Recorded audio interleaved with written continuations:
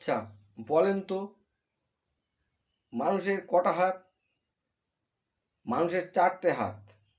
ডান হাত, বাঁ হাত, মোবাইলের হাত, আর হচ্ছে অজুহাত। এই যে নেতারা এখন জেতার জন্য ভোটারের বাড়ি ছাড়বে না, ভোটারের বাড়িতে পড়ে থাকবে কি করে ভোট আদায় করা যায়। এই নেতাই যখন জিতে যাবে, তার বাড়িতে একটা দরকারে যাবেন, দেখবেন তাদের চরিত্র বদল হয়ে যায়। এই নেতার পিএ বলবে নেতা তো বাড়িতে নাই, কিন্তু এদিকে নেতা তো খাটের মধ্যে শুয়ে মোবাইল নিয়ে লটর পটর করছে, কিন্তু মিথ্যে কথা বলছে। এইবারে যদিও পেলেন, তখন কি হবে? ঘন্টার পর ঘন্টা মোবাইলে কথা বলছে বলে আপনাকে বসিয়ে রেখেছে। এইটা হচ্ছে মোবাইল হাত।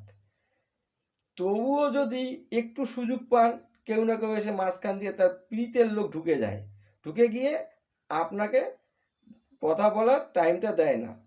যাই হোক, এরপরেও যদি আপনি সুযোগ পান, তারপরে কি হয়?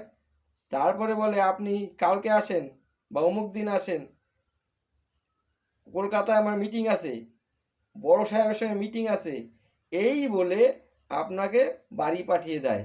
এইটা হচ্ছে অজুহাত।